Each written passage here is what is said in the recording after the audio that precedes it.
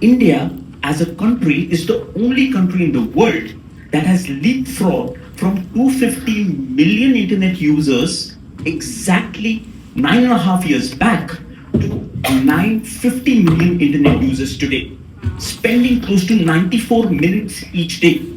There has been no country on the face of the planet that has been able to showcase this digital adoption. And also, mind you, India is world's largest digital democracy. And when we talk about digital democracy, we are an open internet society. So I think one of, obviously, kudos to our Prime Minister, kudos to this government that started a very interesting initiative called Startup India back in 2000. Digital public infrastructure that India has built today is one of the finest on the planet. If you see our Aadhaar, world's largest identification system, 1.3 billion people digitally connected to services of the government or of private sector. Just imagine the possibilities of ONDC. I don't know how many of you know about ONDC, but the online network for digital commerce is one of the biggest opportunities for entrepreneurs in India for wealth creation. And I have this very interesting analogy. When it comes to the US, we have these large-scale monopolies. Indian government wants to build these infrastructural systems wherein a monopoly may charge you 30% on your product sale, but ONDC can charge you as low as 5 to 7.5%. And these are the large-scale opportunities. You see what UPI has done. 10 billion transactions every single month. And when you see these kind of opportunities, and I know a lot of my friends from the Bay Area thinking about moving back to India, solving grassroots challenges of India. Our Prime Minister has this beautiful word in Amrit Kal that he mentioned, the decade of India. I think the biggest opportunities that lie are truly in building strategic assets. Now, if we see exports, South Korea contributes 3.6% of the total global exports, whereas India is half of that. Now, if you see South Korea as a state would be extremely small, I think way smaller than Uttar Pradesh, but still contributes 3.6%. As Professor Somik rightly said, I think we need to build these strategic assets. We need to build our own Samsungs. We need to build a small, tiny country like Taiwan controls the news to a lot of entries in the world. You cannot just ignore Taiwan. Building strategic assets in semiconductor industry, building strategic assets in top dollar industries. Unfortunately today, 73% of our exports, if you talk about industrial goods, are in cotton, are in textiles, and we can be easily replaced because the challenge is for the raw material cost itself is higher than what the finished material cost is there in China, because the scale that they operate in is phenomenal. So I think we actually don't need to copy another country. We need to build our own priorities right. We need to build sectors which are of strategic importance. I'll give you an example. We ordered 30 drones from the United States 6 to 7 months back for 30,000 crores. The question is, do we not have the capacity to build drones? The answer is yes, we can build those drones if you see thinking large enough. We need to take that stride to build India into the world leader in service. I truly believe all of us here in the room have massive wealth creation and impact creation opportunities. I'll give you a very interesting example. India's first decade was copying the US. You have an Uber, we start an Ola. you have an X for this, we start an X for this in India. The next generation is grassroots Indian problems. And I'll give you an example. We have close to 650,000 Indian villages. Our majority of our population is agrarian. The biggest opportunities will not only be in service technology, but they will be in sectors which people can't even imagine. And I'll give you an example. I sit on the board of a company called Stage. Very few people know about this company. It's a small company. They're building Netflix for Bharat. Now, as a country, you'll be amazed. If you ask ChatGPT how many dialects are spoken back in India, The answer is 16,554. As a country, we are a very deeply multilingual society.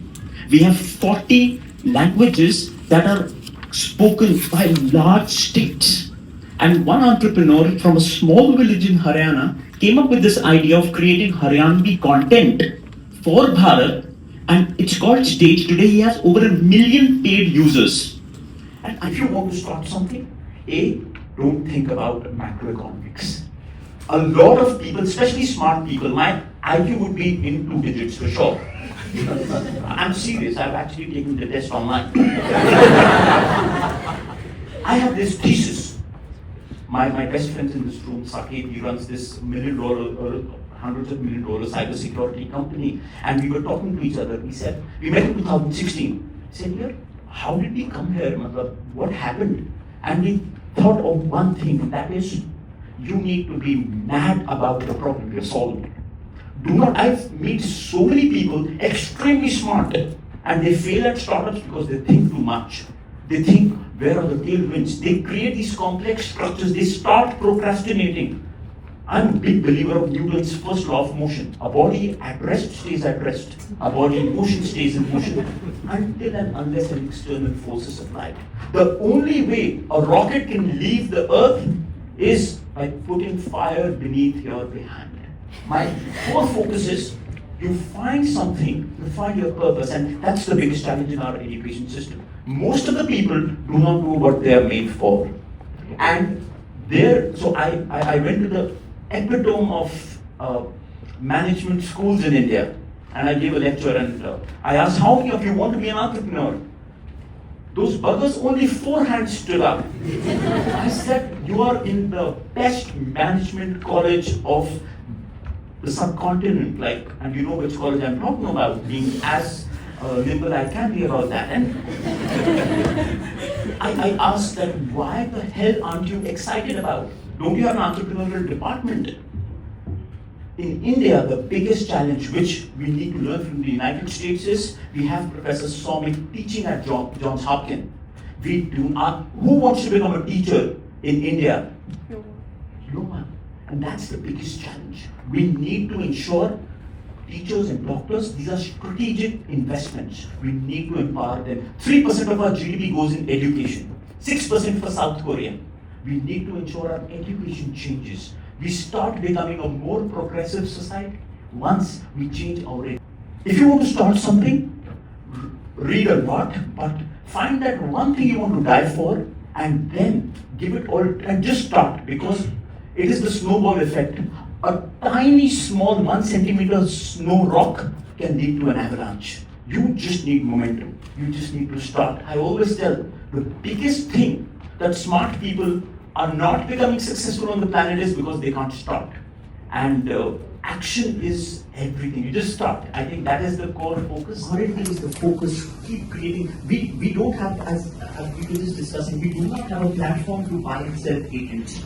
We need to ensure that technology transfer becomes, our R&D spends are 0.7% of, and if you see other countries, they are like way beyond 3%. So if you want to be the only person in the room who's a medical doctor, and I don't practice, I think one of the key things that we need to change is our education. See, while the rosy picture is amazing, our biggest challenge today is our population.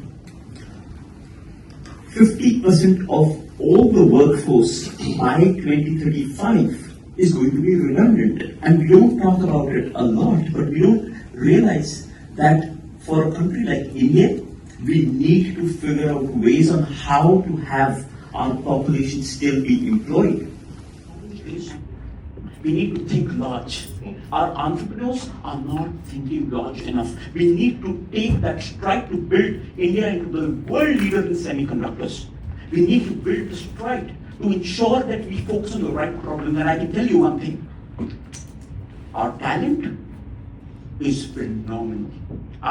We have some of the most hardworking, most humble entrepreneurs the world has, from 0 unicorns, typically 0 unicorns back in 2014. Today we are at 116 unicorns. By 2030, as per 314's report, I think we'll be having 200 unicorns.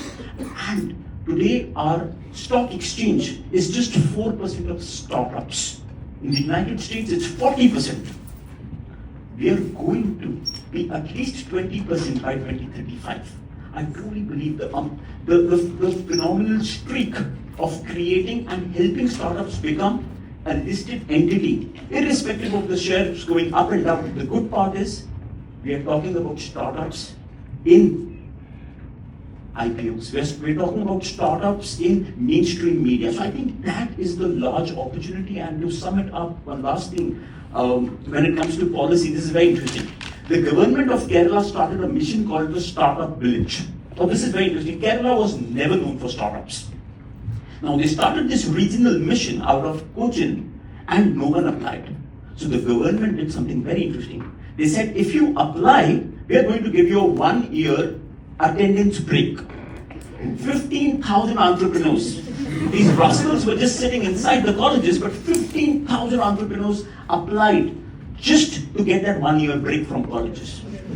And out of those, 629 startups today are existing even after 8 years. Out of those, 100 got funded, and out of those, there's a company called Asimov Robotics. I had the privilege to be their first angel investor, is building products for ISRO.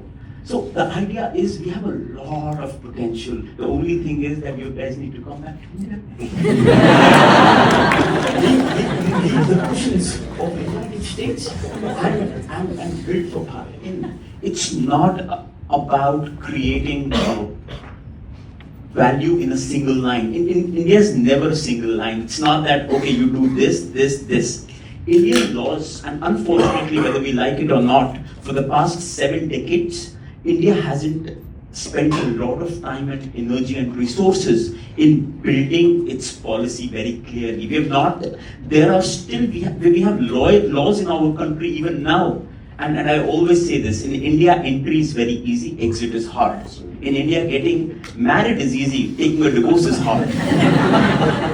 In India, setting up a private limited company is easy. They say that now you can set up a company in, say, a week or a 48-hour period.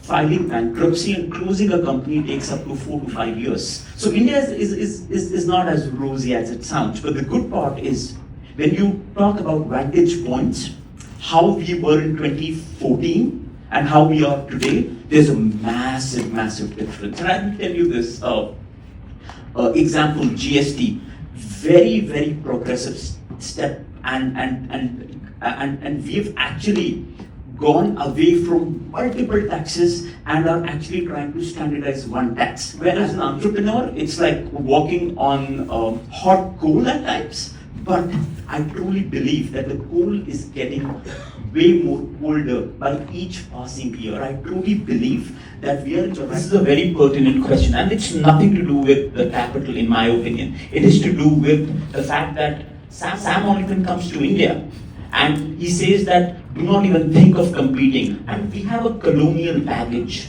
We think that someone comes to us and says that you can't do it, he's right. And that is the challenge. The question is that can we think about other models? Can we not just focus on the US or the China? Can we think about the India way? So I think Bharat needs a very different, because being a resource-constrained nation is kind of the broader areas about the policy agenda.